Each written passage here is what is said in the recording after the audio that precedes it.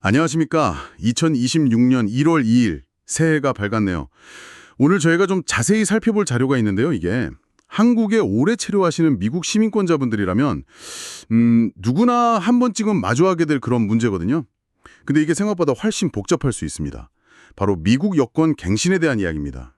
네, 저희 손에는 지금 태산비자 행전사 사무소라는 곳에서 만든 안내문이 하나 있습니다.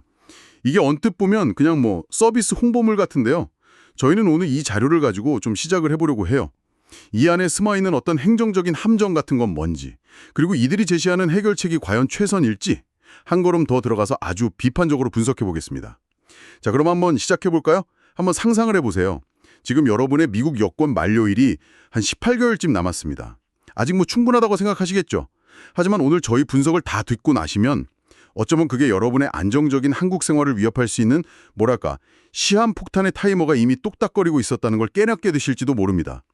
이 복잡한 과정의 실체 한번 파헤쳐 보겠습니다. 이 자료에서 사실 가장 먼저 눈에 띄는 주장이 있어요. 여권 만료일이 1년 정도 남았을 때가 갱신을 고려해야 할 최적의 시점이다라는 건데요.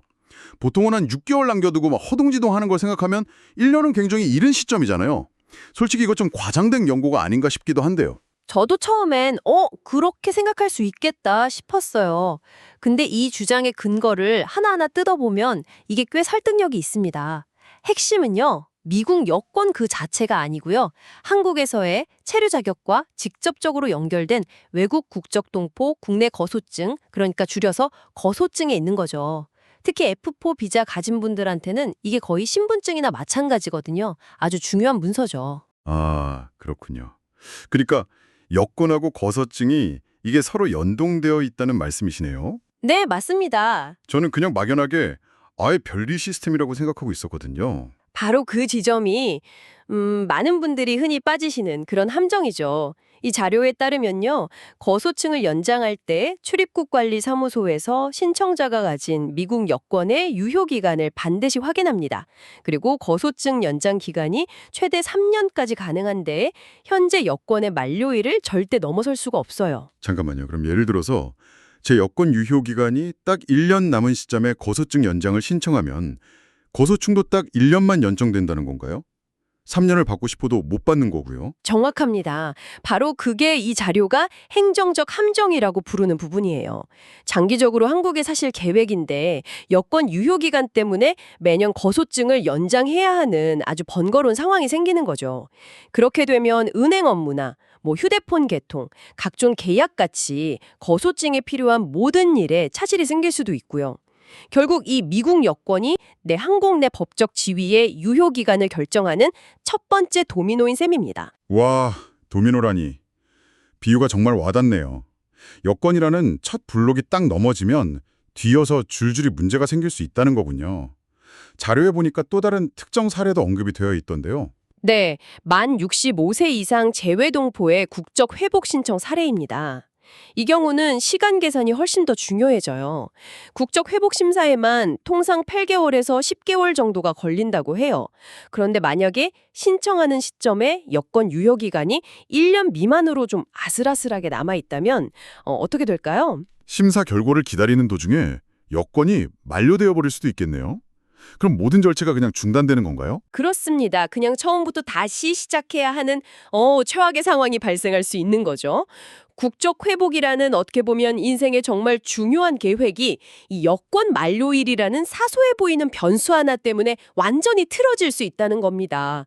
이 두 가지 사례만 봐도 여권을 그냥 해외여행 갈 때 필요한 서류 정도로만 생각해서는 절대 안 된다는 점이 명확해지죠. 그렇군요. 언제 갱신해야 하는지 그 중요성은 이제 확실히 이해가 됐습니다. 정말 중요한 정보네요. 자, 그럼 이제 가장 중요한 어떻게 문제로 넘어가 보죠. 당연히 가장 먼저 떠오르는 방법은 주한미국 대사관에 직접 가는 걸 텐데요. 근데 이 안내문은 그 길이 마치 가시밭길인 것처럼 묘사를 하고 있어요. 예약도 어렵고 시간도 오래 걸리고 서류 실수 한 번이면 끝장다 이런 식인데 이게 정말 현실적인 이야기일까요? 이 자료가 아무래도 상업적인 목적을 가지고 있으니까요. 경쟁 상대인 대사관 방문에 단점을 좀 부각하는 경향이 있다는 점, 이건 감안하고 봐야 합니다. 하지만 여기서 지적하는 문제점들이 아주 근거 없는 이야기는 아니에요. 첫째, 온라인 예약의 어려움. 이건 사실입니다. 특히 팬데믹 이후로 영사 업무가 많이 밀리면서 많은 제외 공간에서 예약이 정말 하늘의 별 따기가 된 경우가 많죠. 맞아요. 저도 주변에서 그런 얘기 들어본 적 있어요. 무슨 특정 요일, 특정 시간에만 예약창이 잠깐 열려서 소위 광클 전쟁을 해야 한다고요. 꼭 인기 콘서트 티켓팅하는 것 같다고 하더라고요. 네, 그런 상황이 실제로 벌어집니다. 그리고 둘째, 긴 대기 시간. 운 좋게 예약을 잡아도 실제 방문일까지 한 달 이상 기다리는 건 흔한 일이라고 하고요. 급하게 출장을 가야 하거나 경조사가 생긴 분들한테는 이게 정말 치명적일 수 있죠.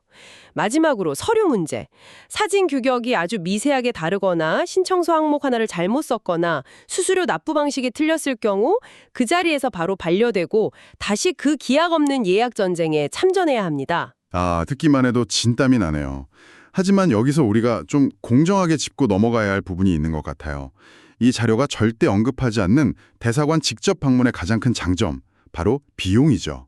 대행사를 통하면 편리함의 대가를 반드시 지불해야 하지만 직접 가면 정해진 정부 수수료 외에는 돈이 들지 않으니까요. 아주 중요한 지적입니다. 결국 모든 선택에는 기회비용이 따르는 거죠. 이 안내문은 시간과 노력이라는 비용을 절약해준다고 말하는 것이고 그 반대편에는 말씀하신 금전적 비용이 있는 겁니다.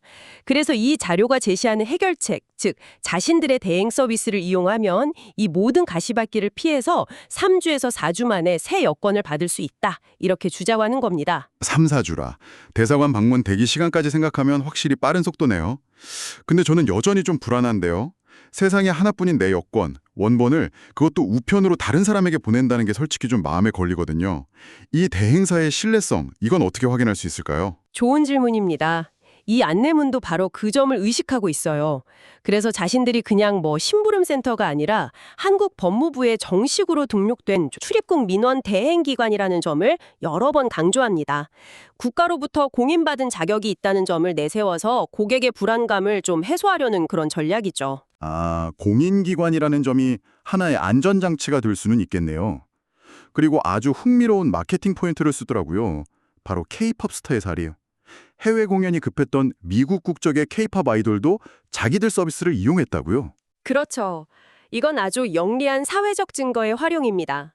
유명인도 우리를 믿고 썼다는 메시지를 통해서 신뢰도를 높이는 동시에 긴급하고 중요한 상황에서도 완벽하게 일 처리를 한다는 전문성을 과시하는 효과가 있죠. 결국 이 자료는 우리에게 질문을 던지는 셈입니다. 당신의 시간과 스트레스는 얼마의 가치가 있습니까? 그 가치가 대행 수수료보다 크다고 생각하십니까? 라고요. 결국 선택은 각자의 몫이라는 거군요. 좋습니다. 그럼 만약에 이 편리함의 가치가 더 크다고 판단해서 대행 서비스를 이용하기로 마음먹었다고 가정해보죠. 절차는 얼마나 간단한가요? 이 부분은 자료에 아주 명확하게 정리되어 있더군요. 네. 이 부분은 정보 전달 방식이 아주 훌륭해요. 복잡한 행정 절차를 고객 입장에서 아주 단순하게 재구성했거든요. 당신이 제출할 것 2가지와 당신이 알려줄 것 5가지로요. 이렇게 정보를 구조화하면 사용자가 심리적 부담을 덜 느끼고 이 정도면 나도 할 수 있겠는데? 라고 생각하게 만드는 효과가 있습니다. 그럼 먼저 제출할 것 2가지부터 짚어주시죠. 놀라울 정도로 간단합니다. 첫째, 기존 미국 여권 원본. 그리고 둘째, 미국 여권 규격에 맞는 사진 일매. 이게 끝입니다. 신청서를 직접 쓰고 씨름할 필요가 없다는 거죠. 정말 간단하네요. 그럼 저희가 알려줘야 할 정보 5가지는 뭔가요? 여기서 실수가 나오면 안 되니까 이건 좀 꼼꼼히 봐야겠어요. 그렇습니다. 첫째는 사회보장번호, 즉 SSN입니다. 자료에서도 정확히라고 강조하는 걸 보면 이 번호가 틀렸을 때 절차가 상당히 지연될 수 있다는 걸 짐작할 수 있죠.